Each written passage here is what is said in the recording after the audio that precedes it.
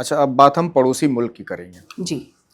पिछली बार जब आप हमारे पेज पे आई थी तो आपने कहा था कि बांग्लादेश हो सकता है कि भारत में शामिल हो जाए। हम उस प्रेडिक्शन का सच होने का इंतजार कर रहे हैं।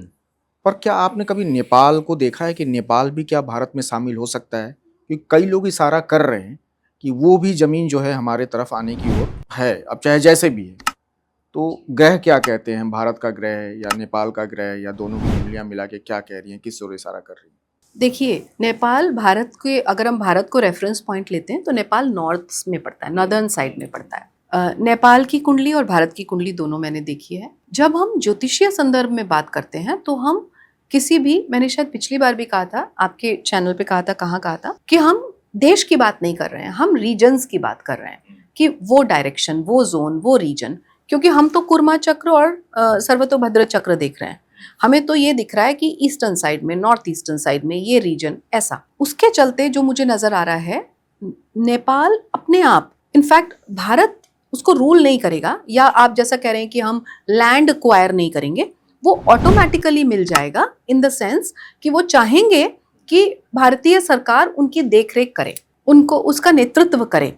भारतीय ऐसा होता हुआ दिख रहा है। ऐसा होता हुआ दिखता है। नेतृत्व से मेरा मतलब है कि उनकी जो लीडरशिप है, फॉर एग्जाम्पल शेख हसीना जैसे बांग्लादेश जाने की बात कर रही हैं, नेपाल में जो अभी आए हैं, जो रूल कर रहे हैं, वो खुद बड़े रेबेलियस मोड में अभी बैठे हैं। लेकिन जो नेपाल की स्थिति है, वो अपने आप मदद मांगने के लिए आएंगे, और जब मदद मांगने आएंगे तो नेतृत्व ऑटोमेटिकली, मतलब आप इनडायरेक्टली समझें, डायरेक्टली समझें, नेतृत्व भारत का हो ही गया, क्योंकि वो सपोर्ट कर रहे हैं, वो हेल्प कर रहे हैं। तो ये कब तक होता हुआ दिख रहा है आपको? ये तो नेक्स्ट ईयर, जून के बाद। जून के बाद। एक और हमारा पड़ोसी देश है पाकिस्तान, जिससे युद्ध भी होता रहता है, विवाद भी चलते रहते हैं।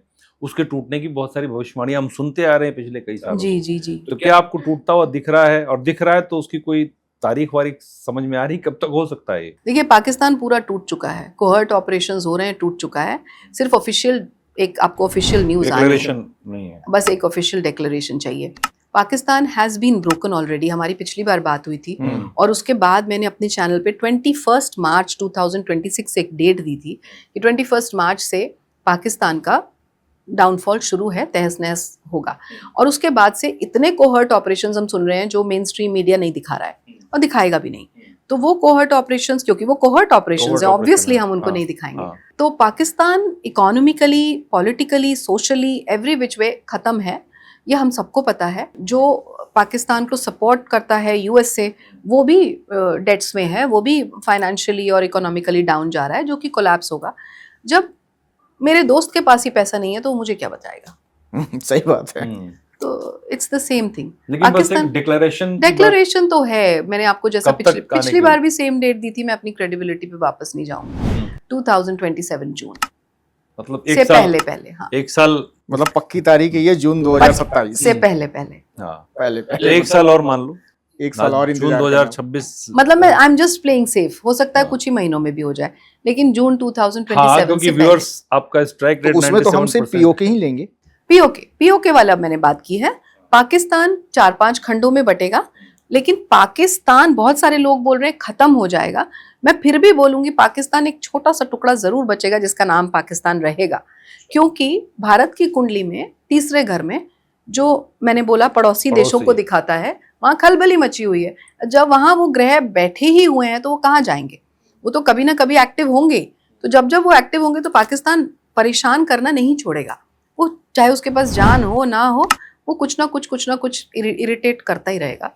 तो बांग्लादेश का बता दीजिए, वो मिलने वाला है, ऐसा आपने कहा था, और वो तो बिल्कुल भारत से अलग दुश्मनी पे चल रहा है। अपना पोर्ट उसने उठा के चाइना को दे दिया, तो ये कैसे पॉसिबल होगा? उसको तो एक्वायर करना पड़ेगा। वहां पे म्यूचुअल रिलेशनशिप से नहीं होगा। जो भी कोशिश चल रही थी, जो डिप्लोमेसी चल रही थी पास्ट में, जो वेस्ट बंगाल की सरकार करने की कोशिश कर रही थी, जो कि जिसमें वो असफल रहे। अब धीरे धीरे आने वाले समय पे आप देखेंगे कि बांग्लादेश हो, क्योंकि वो area eastern side, northern side, north eastern side, वहाँ की लैंड, वहाँ की जो भूमि है वो मिलनी ही है, वो ऐड होगी ही। मैं डायरेक्शन की जैसे बात कर रही हूँ, तो बाउंड्रीज तो हमारी बदलेंगी ही। भारत की बाउंड्री एक्सटेंड होगी। एक्सपेंशन क्यों? क्योंकि जुपिटर एक्सपेंशन दिखाते हैं। अच्छा। और जो समय अब आगे आने वाला है, आपने 5 साल की बात की, मैं उसके आगे की बात कर रही हूँ, 2029 से लेके 2032 के बीच का जो पीरियड है वो भारत के लिए एक वीक स्पॉट है, वीक पॉइंट है। वहाँ भारत में आप देखेंगे वो समय होगा जब वॉर जैसी सिचुएशन आएगी, जब नेशनल सिक्योरिटी दाव पे होगी, वो समय ऐसा होगा। और बहुत सारे एक्सटर्नल फोर्सेस, बहुत सारी जो दुश्मन है उस समय सबके चेहरे सामने आएंगे। लेकिन 2032 के बाद, क्योंकि राहु की महादशा आ रही है, मैंने ये बात अभी यहाँ क्यों करी, क्योंकि मैं एक्सपेंशन की बात कर रही हूँ। जहाँ जुपिटर एक्सपेंशन दिखाते हैं, राहु एम्पलीफायर दिखाते हैं, मतलब वो एक्सपेंशन से भी 2 कदम आगे। सो राहु की महादशा आ रही है तो, और जैसे हमारा मंगल आर्द्रा नक्षत्र का बैठा है 2nd हाउस में जो कुटुंब स्थान है, तो बाउंड्रीज बढ़ेंगी ही बढ़ेंगी। तो जो 2029 से 32 तक जो वीक पॉइंट आएगा, तो ऐसा तो नहीं कि हम अपनी बाउंड्रीज गंवा देंगे? नहीं, बिल्कुल भी नहीं गंवाएंगे, क्योंकि 2029 से 32 के बीच में मंगल की महादशा चल रही है। अच्छा। और हमारी मंगल बहुत स्ट्रांग है, हमारा मंगल कुंडली में, और आर्द्रा नक्षत्र का है, तो बिल्कुल भी नहीं, बल्कि टेक्नोलॉजिकली इतना स्ट्रांग और इतना साउंड हो चुके होंगे कि जितनी भी मुसीबतें आएंगी हम उनसे बहुत आराम से, तो नहीं बोलूंगी, बट विद ग्रेट डिफिकल्टी, पर हम पार पा लेंगे। और एक बार हम उस वीक पॉइंट को, उस वीक जो विंडो में आपको दे रही हूँ, उसको पार कर जाएंगे, उसके बाद भारत सिर्फ राइज ही राइज करे। तो हम ये मान के चलिए कि भारत का दायरा जब बढ़ रहा है, जब दायरा मतलब भूमि का दायरा जी, तो वॉर होगी, क्योंकि बांग्लादेश में अगर हम एंट्री करेंगे जी, तो मे बी वॉर तो हो सकती वॉर तो होगी ही, तभी वो वीक पॉइंट है, तभी मैंने बोला नेशनल सिक्योरिटी हमारी दांव पर है। दाव पर है। क्या पाकिस्तान के साथ भी वॉर दिख रही है आपको? पाकिस्तान तब तक रहा कहाँ, पाकिस्तान तो खत्म ही है, इतना सा पाकिस्तान क्या करेगा? जो सपोर्ट उनको, बैक सपोर्ट जिनको वो सब करेंगे, मतलब वो तो सब। ये बात आपने सही बोली कि भारत अपने आप को अकेला पाएगा, कोई सपोर्ट के लिए उस समय नहीं होगा, एक इंडिविजुअल आइडेंटिटी ही बनेगा। और इंडिविजुअल आइडेंटिटी में भी इतनी स्ट्रॉन्ग आइडेंटिटी बनेगा, क्योंकि आप देखेंगे आज जब हम वेपन्स को या जो इक्विपमेंट्स है, मिलिट्री इक्विपमेंट्स है, उनको इंपोर्ट करते थे, अब हम एक्सपोर्ट करेंगे। और जितने भी ग्लोबल साउथ ऐसे कंट्रीज हैं जो कि अभी डेवलपिंग कंट्रीज हैं, जो डेवलप हो रहे हैं, जैसे साउथ एशिया हो गया, अफ्रीका हो गया, मिडिल ईस्टर्न जितने कंट्रीज हैं, ये सारे के सारे कहीं ना कहीं हमसे सपोर्ट मांग रहे होंगे कि हमें सपोर्ट कीजिए और हमें साथ दीजिए। तो जब भारत उन्हें सपोर्ट कर रहा है इस समय, आगे आने वाले समय पे करेगा, सो वो हमारे साथ जरूर खड़े होंगे उस समय।